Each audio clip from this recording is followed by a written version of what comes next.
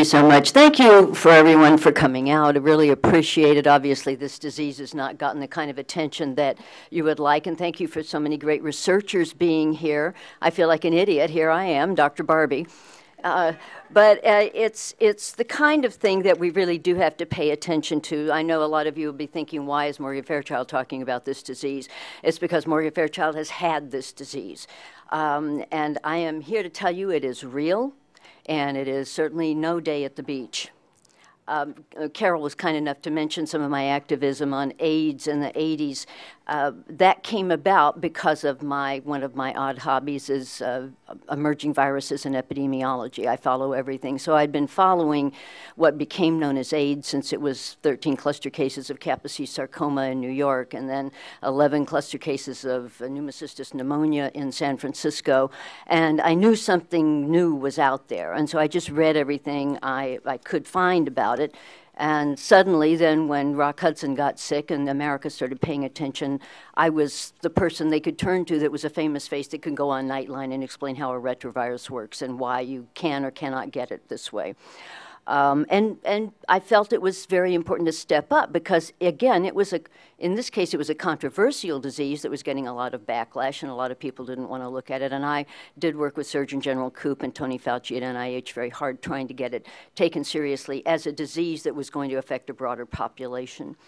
There were a lot of really interesting new diseases back in the 70s and 80s. We had Lyme disease, you had mad cow disease, you had AIDS, but so was chronic fatigue syndrome. So I had read a lot about it. I studied it, I read everything. I thought it was so interesting because there was no real way to diagnose it, no cure, nobody knew what it was. I never suspected I would be diagnosed with it. In 1989, I had just finished shooting a movie in Portland, and it had been lots of cold and lots of snow and lots of all-night shoots. And I came back into LA and thought I had a sinus infection, ended up going to my ENT, who ran some tests and came back and told me I had chronic fatigue syndrome. And I said, well, I can't have chronic fatigue syndrome. He said, well, you have elevated Epstein-Barr virus. Aren't you tired?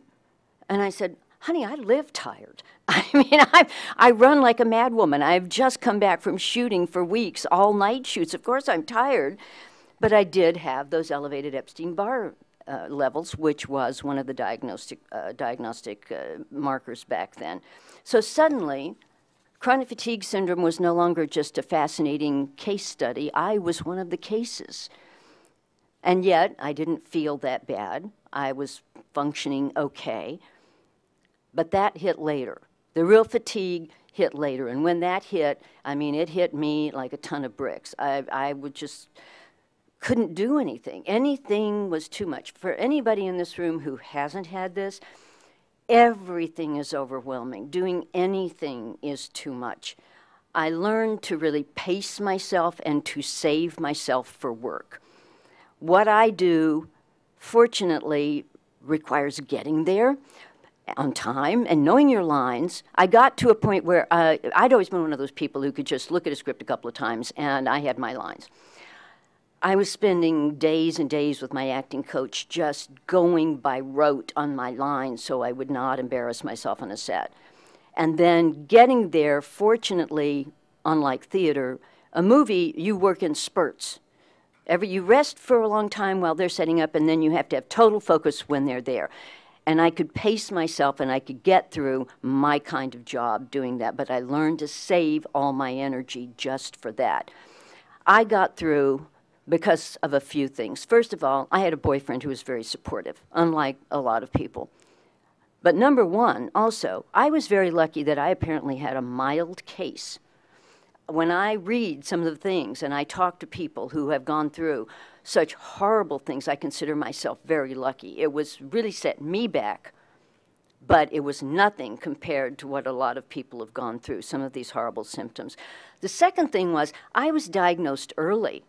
Before I was even really tired. I was diagnosed early, and I had a doctor who didn't think I was nuts. This helps a lot. Having someone who actually tries to recognize what it is, who told me I had it, and was supportive and tried to help me find ways to deal with it. And third, because I've been doing my job since I was 10 years old, I can sort of muddle through. I didn't lose my job like many people have had to quit work. And I was able to muddle through and keep making a living and show up and get through the day. But this was a real growing experience.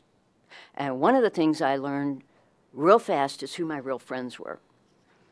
And I discovered a lot of the groups that I'd been working for, charity groups that I'd been working for years, doing speeches, doing public appearances, suddenly got mad at me because I couldn't show up. When I got sick, I didn't get too many words of sympathy.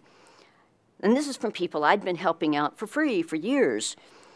And that's when I really realized sort of the credo for my rest of my life that my mama from Texas always used to tell me, which was, they'll step over your dead body in the gutter and find another blonde. And you just realize where you are in the cog in the system, and that you're the only one who's going to take care of you. You're the only one who can stand up for you. You're the one who's going to have to take charge of your treatment and your health. And when you are befuddled, it's a little difficult to do. But it's also one of the worst things about this business is that people tend to think you're just a flake or you're a bum. As even my dermatologist, who's brilliant, when I was last week when I told him I was coming here, he says, well, you know, I'm tired too. I don't want to hear that anymore. People don't understand, and this is a doctor, and he's a good doctor. He's not this specialist, he's a dermatologist, but still, doctors should be being trained in this. They should not be dismissive of patients. It's that kind of thing, because I'd always been one of those people who was, you know, go 90 miles an hour all day, every day, and I mean, it was like I hit a brick wall and knocked myself out. And it was not a fun way to live. And have I mentioned the brain fog? I mean, it is like you are in some old Sherlock Holmes movie out on the moors with the Hound of the Baskervilles with the fog. I mean, you just can't think of things. Nothing comes. Words won't come. Thoughts won't come. Connecting ideas won't come. I mean, I've always kind of prided myself on having a rather extensive vocabulary. And suddenly I couldn't think of words. I couldn't get sentences to come together. I wasn't expressing my thoughts. And if I hadn't seen you in a while and I ran into you somewhere, I would know the face, but I just maybe couldn't put the name with it. And I'd always been really good. I mean, I was famous in LA, you know, put me in a party, I know everybody's name. Suddenly, I just didn't. I found that suddenly I had to write down everything. And I'd always been one of those people who could keep everything in my head. Suddenly I had to write down appointments. I had to write down notes. If I was talking to my agent on the phone about a business deal, I had to write everything down. I never had to do that before. Even simple conversations with people, like we're going to meet on a date next Monday, I'd have to write it down because I might totally forget about it. And I was the queen of Trivial Pursuit. I mean, I was like every answer in Jeopardy, and all of a sudden I'm having trouble putting all of these things together. But the day I knew I was really in trouble was a day I could not remember my own mother's phone number. This is a woman I talk to every day, and you have to understand, this phone number had been my phone number since I was 9 years old in the house we lived in, and suddenly I could not remember my mother's phone number. This disease devastates lives. I was very lucky. Carol was very lucky. We got past it. I never truly suffered all the devastating side effects that so many people do. I had a milder case. I never missed a day of work. I did not have a relationship that fell apart. I muddled through, but many people that I knew have had a much harder time. I just covered it well. But as you've heard today, there are maybe 2.5 million people in this country suffering with the disease. The major economic loss just from lost worker productivity is devastating. I know so many people who have or have had this disease, and some of whom are famous, some of whose names you would know. I won't say their names here, but some of whom you won't know their names, but are major players in my industry and just out there in the rest of America. I have one friend who I have met online on Twitter who had been doing much better and texted me just as I was on the plane yesterday to come here that he's had a relapse. No one talks about it publicly. Nobody wants to be identified with it. Nobody wants people to think there's something wrong with them, or as frequently common, oh, that you're just looking for an excuse to get out of something. But so many times, I'm going to tell you, people sidle up to me at some buffet at a party, or come over to me at the hair salon, ladies, and say, you know, quietly, I hear you've had CFS. I have it. I don't have anybody to talk to. I don't know what to do. My doctor's not helping. Can I talk to you? Or my cousin, or my wife, or my husband. Somebody they know has it, and they're trying to help. And the one thing that I found that I can do is I can listen, and I don't think you're crazy.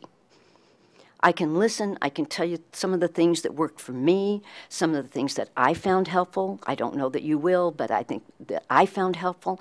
And just having a sane voice to talk to that isn't judgmental, that is welcoming and supportive, means so much to patients with this. People suffer. Real people suffer because of this illness. Real marriages break up. Real jobs are lost. Real pain and desperation exists because of this disease, and we must address it, just as we pulled together back in the day on AIDS, on other diseases that came about that nobody understood at the time. But we pulled together, we found out what caused them, we're working on processes to help alleviate either the symptoms or finally find a cure or a vaccine.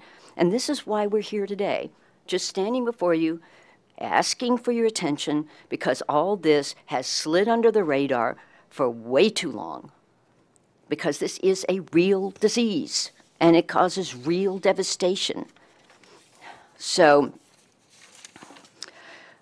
we just need the powers that be to give us focus and funding. Focus to help educate doctors, educate the medical profession, educate patients, educate the public, so that if someone comes up to you and says, I have this, that you don't think they're crazy. And to do the research for a cause and to find a cure. And then we need the funding to pay for all this, because, honey, the science ain't free. Research ain't free. Progress ain't free.